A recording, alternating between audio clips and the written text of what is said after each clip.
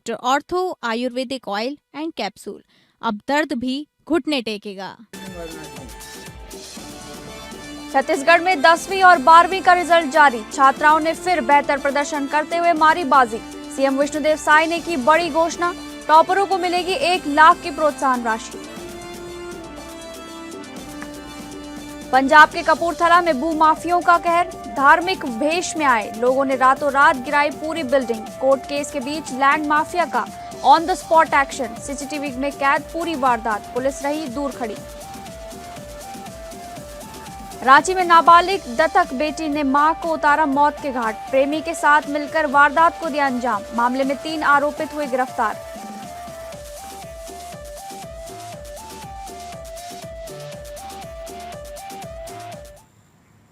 नमस्कार, आप सभी का स्वागत है स्टेट लाइव में। मैं हूं आपके साथ शालिनी राणा। शुरुआत करेंगे स्टेट लाइव की छत्तीसगढ़ की खबरों से। छत्तीसगढ़ माध्यमिक शिक्षा मंडल ने बुधवार को 10वीं और 12वीं बोर्ड परीक्षाओं का रिजल्ट घोषित किया है। मुख्यमंत्री विष्णुदेव साय ने सभी सफल छात्र छात्राओं को अपनी ओर से शुभकामनाएं दी। सीएम साय ने रायपुर में मीडिया से बातचीत के दौरान कहा कि बोर्ड परीक्षाओं में जो छात्र टॉपर हैं उन्हें शासन की ओर से 1 लाख रुपए की प्रोत्साहन राशि दी जाएगी। इस बार भी छात्राओं ने बेहतर प्रदर्शन करते हुए बाजी मारी है।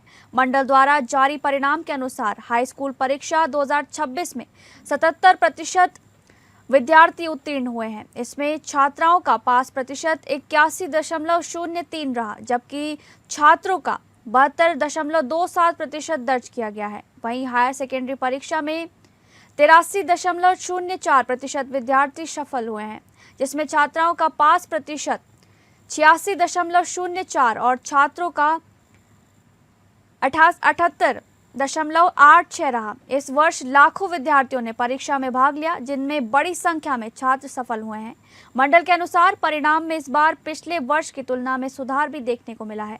विद्यार्थी अपना परीक्षा परिणाम छत्तीसगढ़ माध्यमिक शिक्षा मंडल की आधिकारिक वेबसाइट, डिजिलॉकर और अन्य ऑनलाइन प्लेटफॉर्म के माध्यम से देख सकते हैं। मुख्यमंत्री विष्णुदेव साय ने कहा कि आज का दिन बहुत ही खास है। छत्तीसगढ़ में कक्षा 10 और कक्षा 12 की बोर्ड परीक्षाओं में शामिल हुए विद्यार्थियों के नतीजे घोषित कर दिए गए हैं और ये नतीजे बहुत ही शानदार रहे हैं। हाई स्कूल का परिणाम 77.15% रहा है, जबकि हायर सेकेंडरी का परिणाम 83.04% रहा है। सभी विद्यार्थियों को बधाई और शुभकामनाएं। मैं उनके उज्जवल भविष्य की कामना करता हूं। मैं उनके माता पिता और शिक्षकों के प्रति भी आभार व्यक्त करता हूं, क्योंकि ये बेहतरीन परिणाम सभी की कड़ी मेहनत से ही संभव हो पाया है। छात्राएं ही बाजी मारी है जो है, और हमारे जैसे मेरिट में आए बच्चों के लिए जो हमारा दीनदयाल प्रोत्साहन योजना है उसके तहत 1.5 लाख रुपए दिए जाने का प्रावधान है। वो प्रावधान इस वर्ष भी रहेगा हमारे बिल्कुल। और जो सफल हुए हैं बच्चे, मैं उनको बधाई देती हूँ, उनके उज्जवल भविष्य की कामना करती हूँ। शिक्षक वृंद जिन्होंने उनको शिक्षा दी उनको भी बधाई, और साथ ही साथ परीक्षा को सफलतापूर्वक संपन्न कराने के लिए माध्यमिक शिक्षा मंडल को भी बहुत बहुत धन्यवाद। निश्चित रूप से हमारे शिक्षा मंत्री जी बता रहे थे कि पिछले वर्षों से इस साल ज्यादा अच्छा एग्जाम नहीं है, कई अवसर आते हैं, कई बार हम अपने मनसा का नहीं ला पाते, लेकिन किसी को निराश और हताश होने की आवश्यकता नहीं है। आने वाले समय में छत्तीसगढ़ माध्यमिक शिक्षा मंडल द्वारा घोषित कक्षा 10वीं के परीक्षा परिणाम में मुंगेली जिले के लोरमी क्षेत्र के छोटे से ग्राम रहगी के छात्र अंशुल शर्मा ने 99% अंक प्राप्त कर पूरे प्रदेश में प्रथम स्थान हासिल किया है। इस उपलब्धि से न केवल उनके परिवार बल्कि पूरे लोरमी नगर और मुंगेली जिले में खुशी की लहर है। उनकी इस उपलब्धि पर लोरमी नगर में बधाई देने वालों का तांता लग गया है। जिला प्रशासन के वरिष्ठ अधिकारियों ने भी अंशुल को सम्मानित किया। डॉक्टर कुंदन कुमार, भोजराम पटेल और प्रभाकर पांडे ने अंशुल शर्मा को फूल मालाओं से स्वागत कर उनकी सफलता पर बधाई दी है। इस अवसर पर स्कूल संचालक नरेंद्र पाटेकर ने भी अंशुल शर्मा की उत्कृष्ट उपलब्धि और उनके अनुशासित अध्ययन की सराहना की। उन्होंने कहा कि अंशुल जैसे छात्र विद्यालय के लिए गर्व का विषय हैं। हमारे साथ बने हुए हैं न्यू जनरेशन स्कूल के जो संस्थापक है, संचालन है। सर, ये छत्तीसगढ़ में टॉप किया 99%, सबसे ज़्यादा आज कोई नज़र में है तो न्यू जनरेशन स्कूल है, क्या कहेंगे सर? निश्चित रूप से यूनिवर्सिटी पब्लिक स्कूल लोरमी के गौरव का विषय है, जो हमारे छात्र अंशुल शर्मा पूरे छत्तीसगढ़ माध्यमिक शिक्षा मंडल बोर्ड के टॉप में जो अपने रिजल्ट लेकर आए हैं। जो हम स्कूल के लिए और पूरे क्षेत्रवासी, लोरमी क्षेत्रवासी और पूरे छत्तीसगढ़ के गौरव विषय है। अंशुल शर्मा के उज्जवल भविष्य के लिए हम शुभकामनाएं। सर कैसे तैयारी कराते थे, क्या मतलब क्या रेपुटेशन में क्या था कि सहानुभूति कोई रोचक होता है, कोई खेल में प्रतिभा में या पढ़ने में कैसा लगता था, क्योंकि वो आपके स्कूल का बच्चे हैं। बच्चों को पढ़ाई को लेके हमारे विद्यालय के सभी शिक्षक बहुत सिंसियर हैं। पढ़ाई के लिए एक उचित वो लोग स्ट्रेटजी लेके लोग पढ़ाई करा रहे हैं। उसके साथ हमारे यहाँ जो है एक और स्पेशल करते हैं कि जो भी बच्चे जो हैं किसी भी विषय में डाउट है, उसको डाउट क्लास के लिए अतिरिक्त हम क्लास लगा के बच्चों को डाउट क्लियर कराते हैं, चाहे वो वह विषय हमारे विद्यालय का किसी विषय देखते हैं। तो जो उसके लिए बच्चों ने खूब अच्छे से उसका लाभ लिया और बच्चे ट्यूशन फ्री होकर जो आज जो है विद्यालय के एक नाम रोशन किए हैं, उसके लिए बहुत। सर परिचय बताएंगे। मैं राजेंद्र पाटकर, संचालक new generation public school Lormi में उनकी सबसे गौरवान्वित चेहरा और ये स्कूल की संस्थापक थे। कैमरा पर्सन प्रकाश खांडे के साथ मैं माखन सिंह, APN न्यूज़ छत्तीसगढ़। अगली खबर का रुख करेंगे। छत्तीसगढ़ में कांग्रेस विधायक दल की महत्वपूर्ण बैठक नेता प्रतिपक्ष डॉक्टर चरणदास महंत की अध्यक्षता में संपन्न हुई। बैठक में संगठनात्मक मजबूती, राजनीतिक रणनीति और आगामी कार्यक्रमों को लेकर विस्तृत चर्चा की गई। इस बैठक में प्रदेश कांग्रेस अध्यक्ष दीपक बैज, उपनेता लेखेश्वर बाघेल, सचेतक दलेश्वर साहू और उपसचेतक दिलीप लहरिया सहित कई वरिष्ठ विधायक और पदाधिकारी मौजूद रहे। बैठक को संगठनात्मक दृष्टि से बेहद महत्वपूर्ण माना जा रहा है, जिसमें आगामी राजनीतिक रणनीति को लेकर गहन विचार विमर्श किया गया है। कल विधानसभा का सत्र एक दिवसीय और खास करके हम लोगों की निंदा करने के लिए बुलाया गया है, ऐसा मुख्यमंत्री जी का कहना है। और कल देखते हैं कि मुख्यमंत्री या शासन किस प्रकार कांग्रेस और उनके साथी दलों का निंदा करता है। ये बहुत आश्चर्य की बात है कि जो लोकसभा में चर्चा हो रही है उसके खिलाफ निंदा का प्रस्ताव लाने का विचार, जो वहाँ चर्चा हुई है उसके खिलाफ निंदा का प्रस्ताव, हमारे जो संवैधानिक और लोकतांत्रिक अधिकार है अपने बात रखने की सदन में, उसके खिलाफ निंदा का प्रस्ताव। हम लोग चाहते तो इसका बहिष्कार कर सकते थे। अगली खबर, छत्तीसगढ़ में अवैध खनन पर लगाम कसने के लिए अब तकनीक का सहारा लिया जा रहा है। मुख्यमंत्री विष्णुदेव साय के नेतृत्व में राज्य सरकार ने खनन क्षेत्रों में ड्रोन निगरानी की शुरुआत की है, जिससे खनिज संसाधनों की सुरक्षा और राजस्व संरक्षण को मजबूती मिल रही है। राज्य सरकार की इस पहल के तहत अब खनन क्षेत्रों में ड्रोन के जरिए रियल टाइम निगरानी की जा रही है, जिससे अवैध उत्खनन और परिवहन पर तुरंत कार्रवाई संभव हो रही है। ड्रोन तकनीक के उपयोग से अब दुर्गम और बड़े क्षेत्रों पर भी नजर रखना आसान हो गया है। करीब 5 किलोमीटर की रेंज और 120 मीटर की ऊंचाई से निगरानी करने वाले ये ड्रोन अवैध गतिविधियों की सटीक पहचान करने में सक्षम हैं।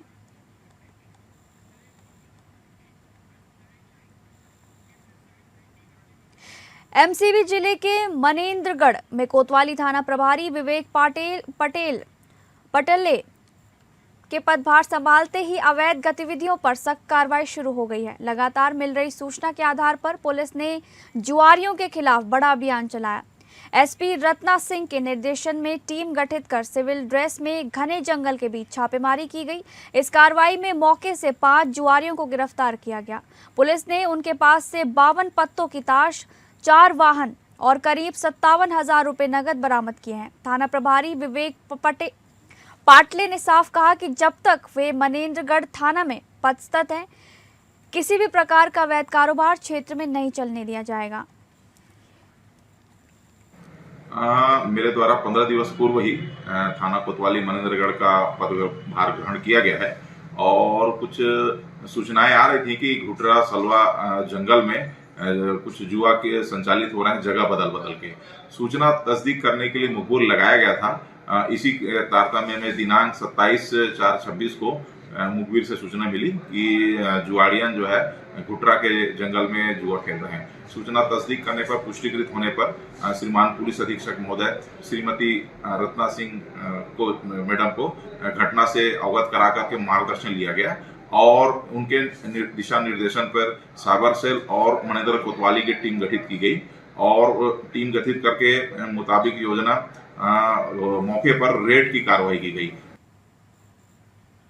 अब बात करेंगे झारखंड से जुड़ी खबरों की। झारखंड शिक्षक पात्रता परीक्षा यानी कि JTET नियमावली 2026 के प्रस्ताव में क्षेत्रीय भाषाओं को शामिल करने की मांग पर सत्ताधारी पार्टी कांग्रेस में नाराजगी की चर्चा तब शुरू हो गई जब हाल ही में हुए कैबिनेट बैठक में ग्रामीण विकास मंत्री दीपिका पांडे सिंह द्वारा मांग को दोबारा उठाया गया, जिस पर प्रदेश कांग्रेस के महासचिव राकेश सिन्हा ने APN न्यूज से बातचीत में खुलकर प्रतिक्रिया दी।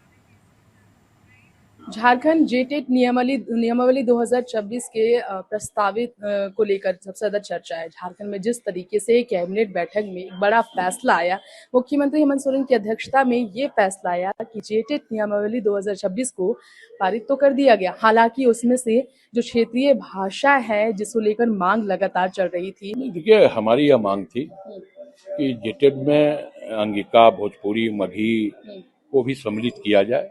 अगर सम्मिलित होता तो स्वाभाविक तौर पे इस राज्य में कई ऐसे जिले हैं जिन जिलों में ये भाषाएं बोली जाती हैं और इससे छात्रों का भविष्य भी अधर में नहीं लटकता। लेकिन तमाम चीजें कैबिनेट की बैठक में बातें भी रखी गई है और माननीय मुख्यमंत्री भी काफी संजीदगी के साथ तमाम बातों को सुना है और उसके लिए कमेटी का गठन भी हुआ है। अच्छा, चर्चा ये हो रही है कि मंत्री जी नाराज होकर चली गई थी बैठक के बीच से, जब CM बाहर आए तब भी वो नजर नहीं आई उनके साथ। नहीं, अब हमें लगता है कि अब चर्चा का तो बाजार कुछ भी हो सकता है, तो चर्चा के बाजार पर नहीं जाना है। हकीकत यह है कि हम लोगों ने ये डिमांड रखा था और इसके लिए कमेटी का भी गठन हुआ, क्योंकि एक लंबे अंतराल के बाद JTET की परीक्षा होनी है। तो सबसे पहली प्राथमिकता यह थी कि किसी भी प्रकार JTET की परीक्षा हो, JTET की परीक्षा में विघ्न ना पड़े, ताकि अगर JTET की परीक्षा में अगर विघ्न पड़ते हैं तो फिर एक लंबा अंतराल पहली बार नहीं हुआ था कि मांग की थी कांग्रेस कोटे से। दीपिका पांडे जी ने पहले भी मांग रखी थी बैठक में। इस बार वित्त मंत्री जी की तबीयत नासाज थी और वो नहीं थे, लेकिन पिछली बार तो वित्त मंत्री ने भी यही मांग की थी उनके साथ मिलकर। तो उधर JMM के जो महासचिव मिथिलेश ठाकुर जी है वो ज्ञापन भी सौंपते नजर आए थे कई दफा। तो इतनी बार मांगी होने के बाद सत्ता में एक घटक दल है कांग्रेस, बावजूद इसके क्यों आखिर इसे शामिल नहीं किया गया? नहीं, देखिए, किसी भी चीज की कोई तकनीकी कारणें होती है और हमें लगता है कि कमेटी का निर्माण इसलिए हुआ है कि समय समय पर इन भाषाओं का विवाद ना हो और हम इन विवादों को पूरी तरह से परमानेंटली, अस्थायी रूप से हम खत्म करना चाहते हैं। अब कमेटी इसका जांच लेगी, कमेटी के पास प्रतिवेदन आएंगे और स्वाभाविक तौर पे कमेटी इसको सम्मिलित करने का काम करेगी और इस प्रकार की भाषाई विवाद जो है इस राज्य में अब कभी नहीं हो, इसके लिए भी अस्थायी समाधान निकालना। तो सुना आपने यहाँ पर कांग्रेस महासचिव राकेश सिन्हा जी हमारे बीच कई मुद्दों पर बातचीत करते नजर आए। सबसे अहम मुद्दा JTET नियमावली 2026 को लेकर था, जिसमें जो भाषा को लेकर काफी समय से विवाद चल रहा था। जिन भाषाओं को शामिल करने की मांग हो रही थी उन्हें हटाया गया है। इस पर कांग्रेस की जो राय है, क्योंकि दीपिका पांडे भी नाराज रही हैं बैठक में, ये चर्चा उस पर वो प्रतिक्रिया देते नजर आए। देखना होगा आने वाले समय में इस पर किस तरीके से पहल CM करते हैं निर्देशों के अनुसार। फिलहाल हमारे सहयोगी दीपक के साथ APN न्यूज से मैं तृप्ति राजेश, नमस्कार। बीजेपी नेता राम माधव द्वारा अमेरिका के रुख पर विवादित टिप्पणी के बाद नेता प्रतिपक्ष राहुल गांधी ने केंद्र को निशाने पर लिया, जिस पर अब जमशेदपुर पूर्व विधायक पूर्णिमा दास साहू ने करारा जवाब देते हुए हमारी संवाददाता तृप्ति सिंह से रांची स्थित भाजपा कार्यालय में खास बातचीत की है। अमेरिका के वॉशिंगटन DC में जिस तरीके से हाल ही में भाजपा नेता राम माधव की तरफ से एक विवादित बयान आया, उस बयान में उन्होंने कहा खुलकर, जो काफी ज्यादा चर्चा का विषय बना, उनका बयान ये था कि अमेरिका को खुश करने के लिए भारत ने ईरान से तेल लेना तक बंद। इसी कड़ी में बात करने के लिए हमारे बीच इस वक्त जमशेदपुर पूर्वी की विधायक, भाजपा विधायक पूर्णिमा दास साहू जी। सबसे पहले APN में उनका स्वागत करेंगे और इस पर उनकी प्रतिक्रिया।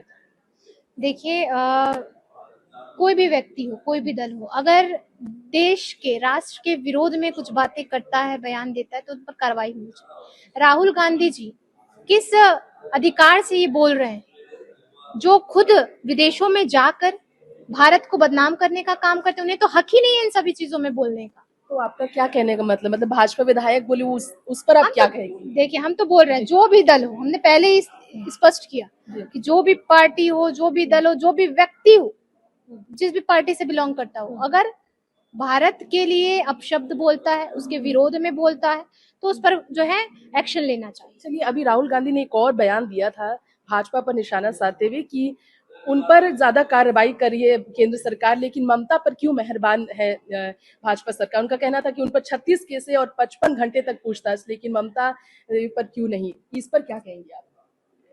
तो इनको कहिए ना, इनका तो गठबंधन है भाई उनसे, ये जाकर क्यों लड़ रहे हैं वहां पे बंगाल में? एक ऐसा गठबंधन है, आपको जब सभी चीजें पता है तो गठबंधन आप भी तोड़िए ना वहां पे, खुली चुनौती दीजिए उनको।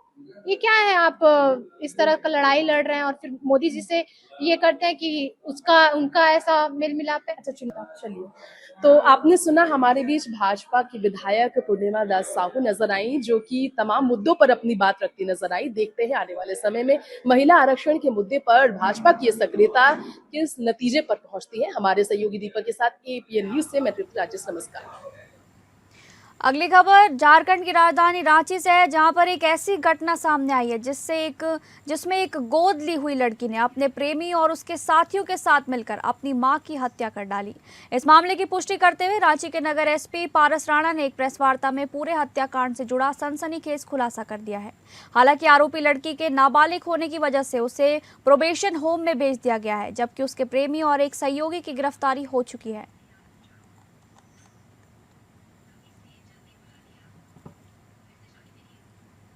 बेरमो में बीती शाम मौसम ने अचानक खतरनाक रूप ले लिया। तेज आंधी, तूफान और बारिश ने पूरे इलाके में कहर बरपाया। तेज हवाओं की रफ्तार इतनी ज्यादा थी कि कई बड़े बड़े पेड़ जड़ से उखड़ गए और सीधे घरों पर गिर पड़े, जिससे कई परिवारों को नुकसान झेलना पड़ा है। तूफान की इस मार में आम जनजीवन को पूरी तरह से अस्त व्यस्त कर दिया। रजौन थाना क्षेत्र के नयाडी गांव में एक शादी समारोह के दौरान डीजे पर डांस करते हुए 6 युवकों द्वारा देसी कट्टा लहराने का वीडियो सोशल मीडिया पर तेजी से वायरल हो रहा है। हालांकि इस वायरल वीडियो की पुष्टि APN चैनल नहीं करती है। मामले की जानकारी मिलते ही पुलिस हरकत में आई और नयाडी गांव पहुंचकर जांच पड़ताल शुरू कर दी है। पुलिस वीडियो के आधार पर युवकों की पहचान करने में जुटी हुई है। जानकारी के अनुसार गांव में एक बारात आई हुई थी, जहां डीजे पर भोजपुरी गाने बज रहे थे। इसी दौरान गांव के 6 युवक अचानक डीजे के पास जाकर डांस करने लगे।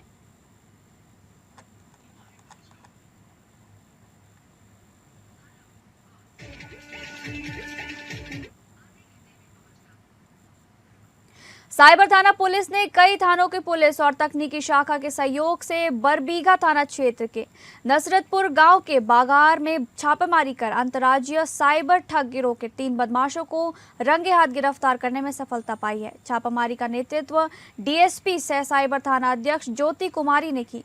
इस बाबत साइबर थाना अध्यक्ष ज्योति कुमारी ने बताया कि पुलिस को गुप्त सूचना मिली कि बड़ी संख्या में गिरोह के बदमाश रेलवे लाइन की ओर बैठकर सुनसान जगह पर ऑनलाइन ठगी कर रहे हैं। सूचना मिलने के बाद कई थानों की पुलिस के सहयोगों से चिन्हित स्थल पर छापेमारी की गई। पुलिस को देखकर सभी साइबर ठग भागने लगे। पुलिस ने इनमें 3 लोगों को खदेड़कर दबोचा। इनके पास से 14 mobile phone, 11 ATM card, 2 power bank के साथ सैकड़ों लोगों के नामों की सूची, आपत्तिजनक डिजिटल सामग्री शामिल है।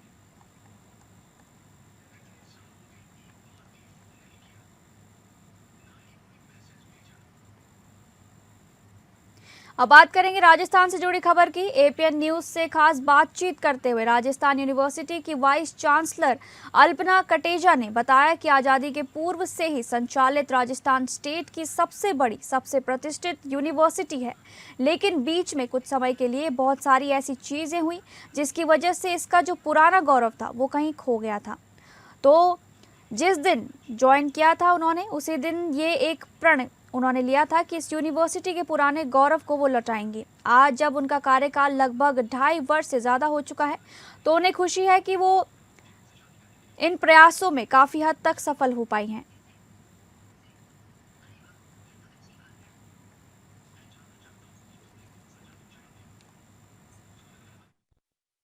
कि हम सभी को पता है कि राजस्थान यूनिवर्सिटी को पिछले साल नैक से A+ ग्रेड प्राप्त हुई। ये निश्चित ही एक बहुत बड़ी उपलब्धि है राजस्थान यूनिवर्सिटी के लिए, क्योंकि सारी जो फंडिंग है वो इस ग्रेड से जुड़ी हुई है और बहुत सारे ऐसे भी काम किए गए जिससे कि विद्यार्थियों को बहुत सुविधा पड़ी है। जैसे कि जिसको हम कहते हैं ईज़ ऑफ डूइंग बिजनेस, विद्यार्थियों को कई चीज़ें ऑनलाइन उपलब्ध हैं। जैसे माइग्रेशन लेना चाहें, काफ़ी सेक्शंस में डिजिटाइजेशन हुआ है, रिसर्च पोर्टल बन करके तैयार हुआ है। अब रिसर्च में PhD करने जो बच्चे आएंगे उनका एप्लीकेशन से लेकर के उनके डिग्री अवार्ड तक का सारा प्रोसेस ऑनलाइन होगा।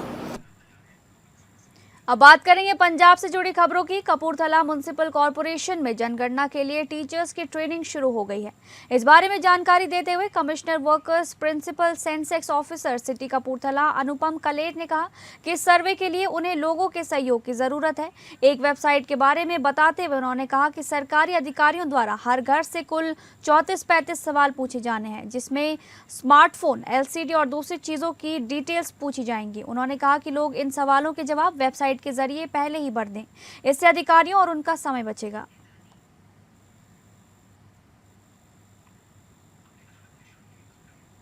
कपूरथला जिले के मियानी बाकरपुर गांव से एक हैरान कर देने वाला मामला सामने आया है, जहां ना तो कोई भूकंप आया और ना ही प्रशासनिक कार्रवाई हुई, लेकिन एक पक्की और खड़ी बिल्डिंग को रातों रात पूरी तरह से गिरा दिया गया।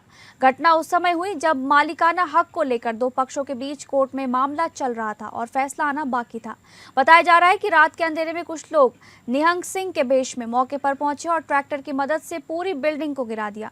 घटना का पूरा दृश्य CCTV कैमरे में कैद हो गया है, जिसमें साफ देखा जा सकता है कि किस तरह योजनाबद्ध तरीके से इस वारदात को अंजाम दिया गया।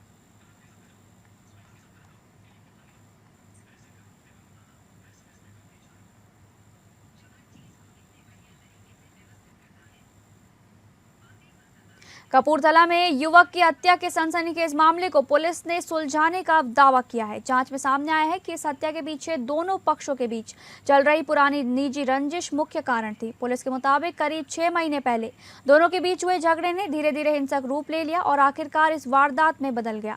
घटना वाले दिन आरोपी 2 गाड़ियों में सवार होकर काला सिंगिया रोड स्थित एक गैस एजेंसी के बाहर पहुंचे, जहां उन्होंने युवक के साथ मारपीट की और उसे जबरन अगवा कर लिया। इसके बाद आरोपियों ने उसे सुनसान जगह पर ले जाकर बेरहमी से पीटा, तीखे हथियारों से हमला किया और यहां तक कि उस पर गाड़ी चढ़ाने का भी प्रयास किया। वारदात के बाद आरोपी घायल युवक को कपूरथला करतारपुर रोड पर एक सुए के पास छोड़कर फरार हो गए, जहां से उसे अस्पताल ले जाया गया, लेकिन इलाज के दौरान उसकी मौत हो गई। पुलिस ने इस मामले में शामिल 9 आरोपियों में से 2 को गिरफ्तार कर लिया है। फिलहाल स्टेट लाइव में बस इतना ही। नमस्कार।